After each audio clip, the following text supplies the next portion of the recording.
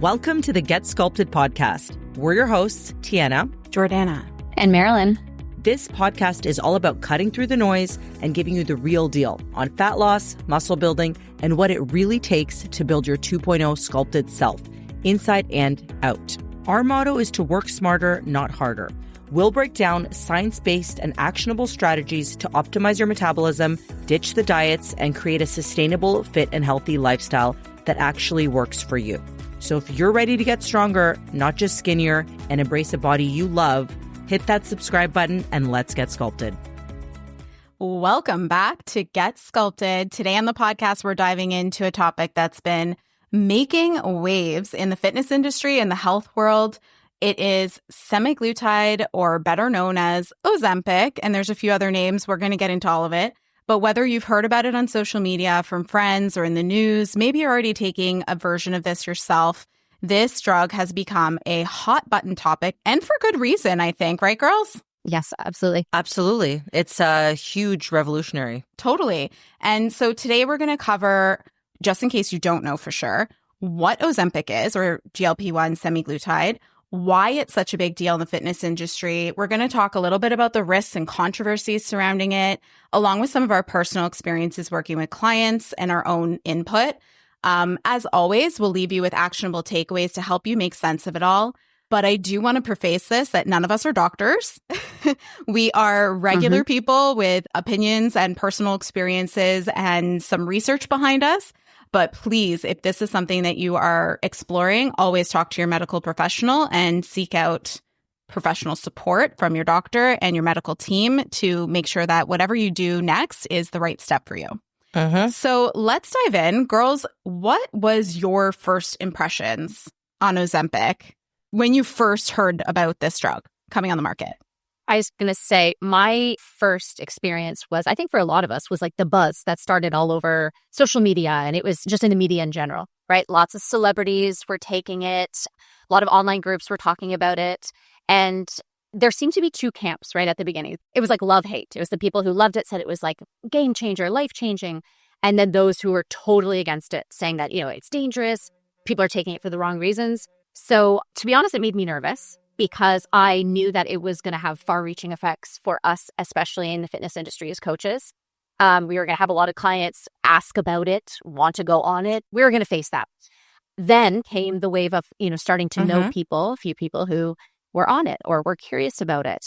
I personally had a couple family members and a couple of clients who were actually told to go on it. Some did, some refused. So I'll be honest, I'm going to put this right out there. I was really scared to get in on this conversation because it was scary. Like, I actually think that I was more of the camp of, oh my God, nobody should be taking it. This is a terrible thing. Yeah. Because I was hearing so much of the negative. So I think that this conversation is important as well, because no matter where you're coming into this conversation, it's going to educate you. It's going to empower you. And if nothing else, it's going to give you a perspective.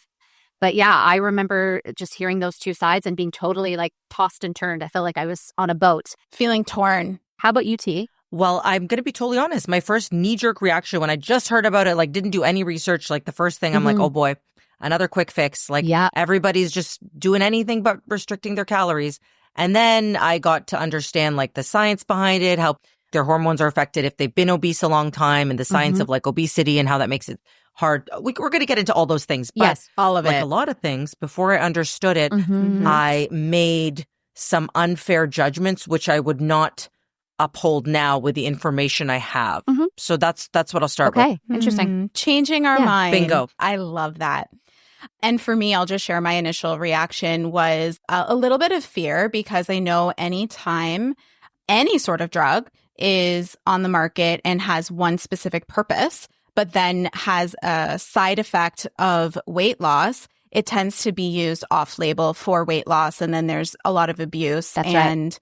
That's where my concern was more for the people who didn't actually need it, and for drawing down on the supply for those who did need it, whether that be for weight loss or for diabetes, which was its initial purpose. So I have definitely come around. I think that we're going to dive into it, but there are some exciting, interesting, maybe even still scary things about GLP-1s in general that are going to revolutionize our industry and the way that we think about weight loss in the future, I think. So let's dive in. What is Ozempic? So in its simplest terms, Ozempic is a brand name for semaglutide.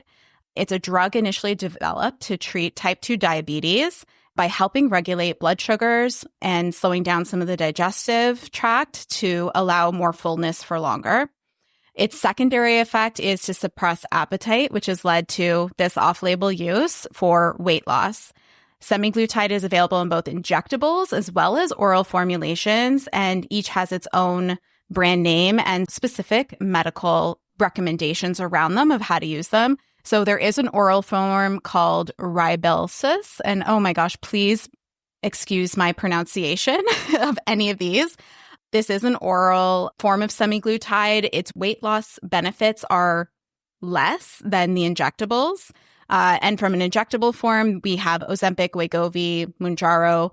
Usually these are once weekly subcutaneous injections approved for the treatment of type 2 diabetes and now being used for weight loss and supporting a population in this space. So why is it popular now? For some, it's become popularized as that next quick fix, like you said, T. It's been on the market for extreme weight loss transformations. You see this left, right, and center, especially in the celebrity space and social media influencers. For the right person, it will feel like an absolute miracle. It can quiet food noise. It suppresses uncontrollable hunger cues and helps them lose weight that has been stuck for absolutely years and years and years. This is my personal belief, is that there is a segment of our population that, you know, just like there's mood disorders and neurodivergence, there's a space in place and a segment of people who struggle with managing hunger cues and being able to quiet the food noise in their mind. And this is an absolute game changer for this audience to quiet up what's going on in their mind and to allow them to actually lose the weight and live healthier, stronger lives. Right. Either way, whether it's the quick fix camp and you're just trying to lose 10 pounds to go on vacation and look hot in a bikini, or this is a life-saving intervention for you, this is not going anywhere. And we need to figure out how to navigate that environment, knowing that not everyone will share if they're taking a semaglutide when we work with them as a coach-client relationship. And those who do, which we're so appreciative, there are different protocols that we would apply as a fitness coach, respecting and honoring where they're at in that journey. So from our perspective, like, why should it matter to you? It's tempting to see something like a semaglutide and Ozempic as a shortcut to achieving a healthier weight. Trust me, I've even thought about it. There's things that are happening now in this industry around microdosing, which I find very, very interesting. And I'm curious how that works. But we all know that quick fixes come with strings attached, and it's not always the best way to use them. These are also only first-generation weight loss drugs, and I'm already hearing of second-generation drugs coming out on the market, tirzepatide being one, where the weight loss effects are much more predictable and the side effects are much more manageable. So this is not going anywhere. It is only going to continue. It's exciting, but it's also scary. So let's dive in, Mare. If you can walk us through some of the risks, the controversy, what's going on in that space? Well, I think you mentioned this when we started this episode. You know, with a lot of things, there's always the risk of like the dark side of things, right? So here we're talking about who might be abusing Ozempic. So here you've got individuals that don't actually have any medical need, right? So we're talking about the people who are using it purely to lose weight. It could be because, they have a vacation coming up and they want to wear that bathing suit, or they're going to an event and they're like, I want to fit into that black dress. Or, as you mentioned, people who've been trying to lose weight for a very, very long time, and they think that this is the fastest and like final way to actually get there. There's also another group of people, and I found this incredibly interesting because I didn't even think about this, but it's high achievers, entrepreneurs, people like that who see it as a productivity hack. Wow. Yeah, I had no idea. So they kind of think like, okay, if I lose weight, I'm going to have more energy and have more confidence. All the things that we've actually talked about come with, building this 2.0 version of yourself. However, they see it as like the quick fix to that. It's going to help them be more confident, productive at work, in their life. So for them, it's about performance and productivity. But we know that, Ozempic wasn't designed for that. So it is a risky game to play because there are risks. Just like any drug, there are side effects. So let's talk about those for a second, because I've actually seen this firsthand in a few clients. Side effects include nausea, vomiting, extreme fatigue, very, very severe headaches. These are kind of like the big ones, the most common ones I would say that I've seen. Mm-hmm. And as I said, knowing some women who are on it personally, I have seen how extreme this can get. So I have seen it where a woman, let's say, will get her injection and then it will level her out for a couple of days where she quite literally can't do anything in bed. Wow. And so that has long-lasting impacts because, yes, you might be using it for this, but then your life is impacted in so many other ways. Like to feel like garbage, literally in bed, vomiting, nausea, all these things for days on end. Like just to limit your calorie intake. Yes, like that's where I kind of get that weird feeling like, oh, I don't like the sound of this at all. But there's also long-term effects, right? There's the potential for dependency. This means that, of course, we know dependency. People who take the drug are going to come to rely on it, and they're not actually addressing any root cause. And when you're relying on a medication to manage your weight instead of actually addressing the bigger picture, like what are the reasons, the habits, the lifestyles, then you're definitely setting yourself up for problems down the road because nothing in your life has changed. Mm-hmm. Nothing changes, right? Complete dependency. There's also a risk of nutrient deficiency because when you have this rapid weight loss, your body's not getting what it needs. Mm-hmm. Then there's the issue of yo-yoing. So now, because the drug has been on the market, we've seen this, that when people stop taking the medication, many of them end up gaining the weight back and then some. Because like we've just said, the underlying lifestyle changes aren't there. So they have no habits. There's nothing to keep that weight off. All of these things are, I will say, the things that freak me out about it the most. And it kind of leads into why it's so controversial. Okay, so you've mentioned, Jord, off-label use. So that's a huge ethical concern, I think, because people who don't need it are using it, and there's shortages of the drug for people that do. So there are many diabetes patients who are struggling to get access.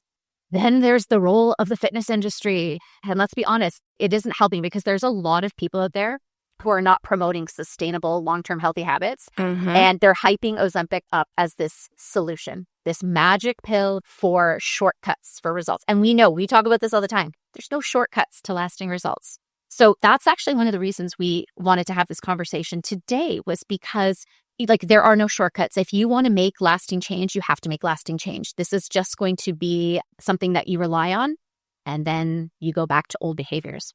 And then there's a controversy around how people are experimenting with it. So some people are sticking to the original dose, but there are cases now where people are dialing it up to get even faster results. Yes. So dangerous. And then there's the microdosing, Jord, that you mentioned, where I'll be honest, this is an area I don't know a lot about, but from what I've been able to research, people are using it in smaller doses than normal to kind of kickstart that weight loss. And they're doing it to suppress their appetite because, as you said, it quiets food noise. So this leads them to feel satisfied after eating smaller portions of food. So they're less likely to overeat, right? But again, that scares me too, because I still think, lifestyle changes. Are we making those other changes? So to be honest, if we think about most of the women we work with, I would say at some point in their lives, they have prioritized quick fix over long-term wellness. Like I'm talking about even outside of Ozempic, right? Name the diet, they've been on it. I can speak to a lot of those. I know, Jordan, in past episodes, you've talked about that too. But it's the yo-yo effect, I think, that makes me the most nervous, is women losing the weight and then gaining it all back. And, the results don't last. And then they get back into that cycle of, I've wasted time, I've wasted money, I'm a failure. Plus all the physical things that they're feeling, like low mood, low energy. I think that there's a big emotional, mental toll that it takes, So when quick fixes don't work, the default is I feel like a failure. Yeah. And shame. Exactly. So I just think at the end of the day, there's no shortcut to lasting health. And I think that we talk about habits so much. And I think that that's kind of the key. So that's my personal insight there. The biggest success, though, that I've seen on the flip side is, so we've covered like the risks and things for those that are not in that segment of people who need this drug or who qualify for it, or maybe who quote unquote should be on it. That's more for like the quick fix audience who is really not willing to do the underlying work to support a long lasting lifestyle change. And for those that are on Ozempic or any of the semaglutides, if you're pairing that with the lifestyle habits and the changes, that's where you're really going to see the lasting results, because you're doing the work alongside getting the support that you need. So I would love to hear, T, your take on this, because it sounds like you've come kind of full circle in terms of like your first impression, and then, you know, having seen sort of some of the effects that it can have. Like, what's your take here? Yeah, I'm really thinking a lot even as we're talking about this, because like I said, initially, I'm like, I don't get it. Like initially, I'm like, how is this drug flying off the shelves? And then I realized how it works. Like we said, it just quiets people's food noise and hunger signals so that they're just able to not think so much about eating. And the one thing that I want everybody to know right now is weight loss really comes down to controlling your calorie intake. Control how much food you put in your mouth forever.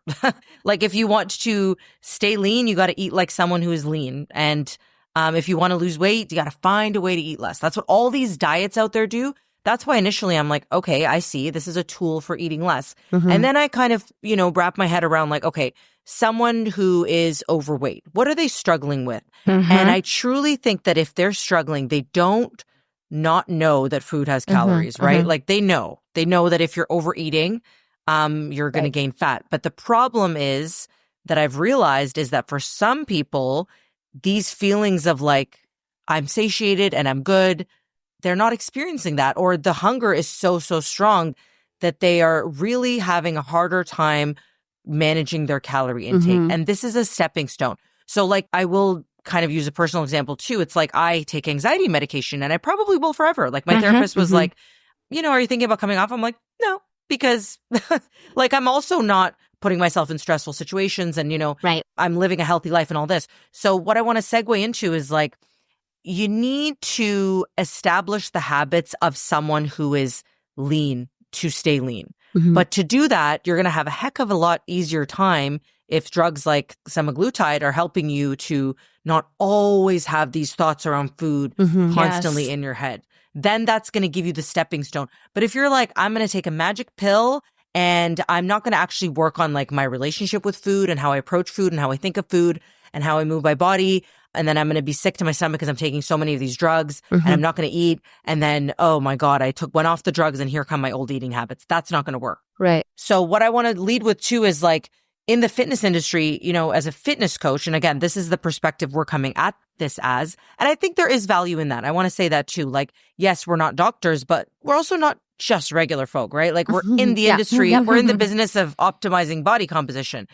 And Ozempic will never replace that because, yeah, we help your non-Ozempic taking person manage their food intake and learn their hunger signals and learn their fullness signals and establish eating patterns that align with staying someone who's lean.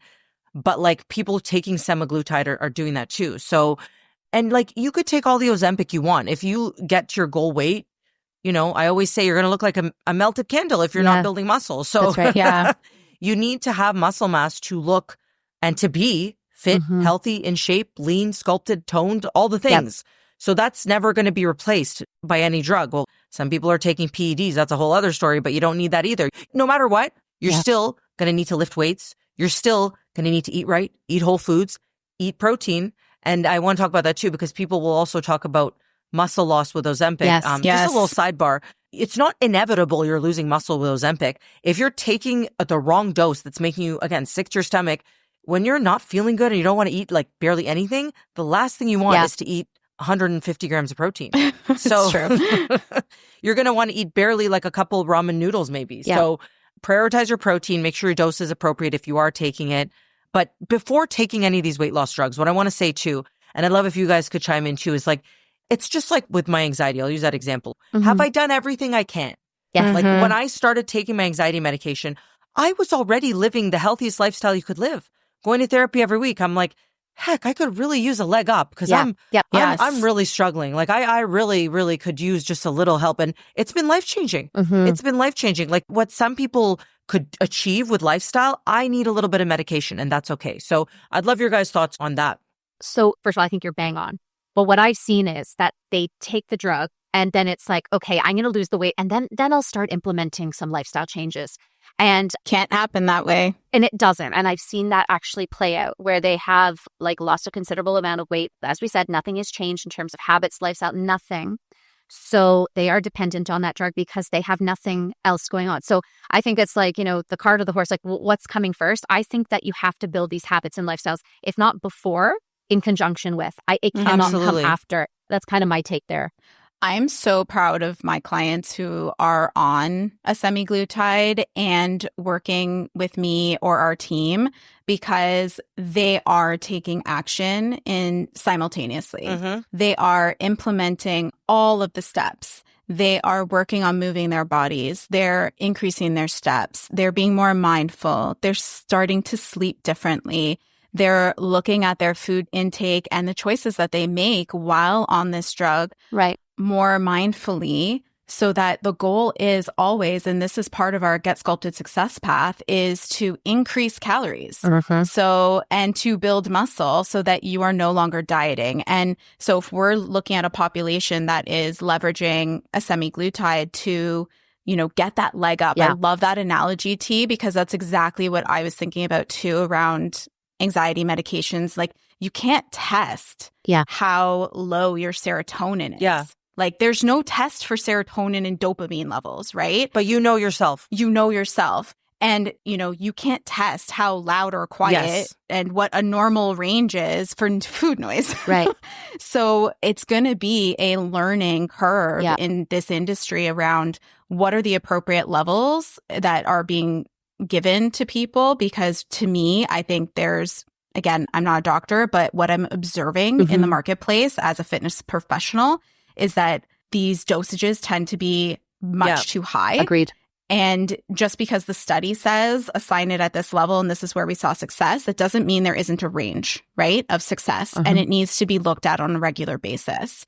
But I am so proud of our clients because they are doing all of the work so that when they start to taper off or reduce or even come off as a whole, they have the foundation. Everything's there. The strength is there. The mobility is there, the habits are in place. And so then we can really do the work around increasing calories back up so that they're feeling what maintenance feels like. And that is a really unfamiliar place to most people. Agreed. I love that. I love the way you said that too. Like, I think that this really comes down to, I'll close, my statement off with is that before you consider Ozempic and talking to your doctor about it, if you have a considerable amount of weight to lose, it's understandable that you want a leg up, like we said, to help you really give your best chances of success. And it could be appropriate for you to take that. Absolutely.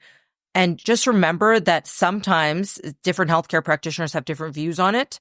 Right. Definitely. So you want to have your own stance on hey, I'm going to prioritize my lifestyle before you go there. And they're like, you know what? You have a ton of weight to lose. Have tons of Ozempic. Exactly. So that's what I'll leave you with before you approach any healthcare provider about it.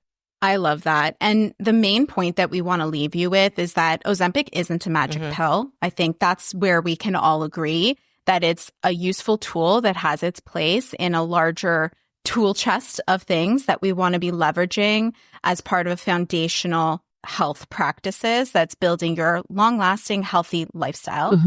It is very tempting as these second-generation drugs are coming out to explore them. And I would actually encourage people to go and read some studies, to listen to some podcasts, to talk to their doctors and see what's going on in the industry, because these are and can be life-saving interventions for a segment of people in the marketplace who have been desperate for support for a really long time.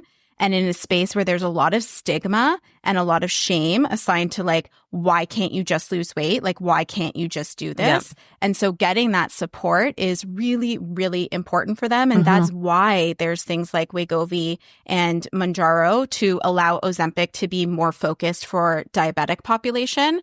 So I think those things are starting to get addressed. And be informed. Be an informed consumer, whether that is with Ozempic and your exploratory research around semaglutides as a whole, or it's around a coach that you might want to work with, or a therapist that you want to work with, or your family doctor, which there's massive shortages as a whole.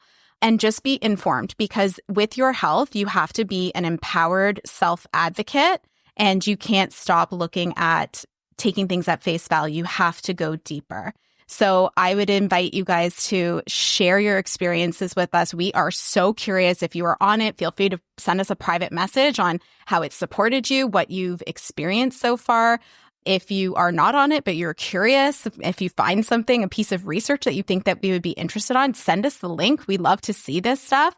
And everything is always changing. So what we've shared today is up to date based on the early part of 2025. All of these comments, pieces of research may change over time. And so I do want to leave with that note. And thank you guys so much for listening in. Please share. Give us a review, give us a 5-star. We love it when you share people. We want women just like you finding our podcast and being able to lean into getting sculpted. And next time, we are going to have a really special interview with myself and Becky McLeaming, who is working with me on my team. So can't wait to bring you that interview. Woohoo. Awesome. It's a good one, guys. Exciting. Can't wait. And that's a wrap for today's episode of Get Sculpted. We hope you feel inspired, empowered, and ready to take the next step in your fitness journey. Remember, building your 2.0 body is a unique journey for you. It's about showing up for yourself consistently and not being perfect. If you loved today's episode, don't forget to hit subscribe and leave us a review and tag us on social at getsculpted.ca. Your feedback helps us reach more women like you who are ready to cut through the noise and make lasting changes. For more daily tips, inspiration, and behind-the-scenes content, follow us on Instagram and check out our handles in the show notes below. Thanks for tuning in, and we'll catch you next time on Get Sculpted. Until then, remember this: getting sculpted isn't about working harder, it's about working smarter.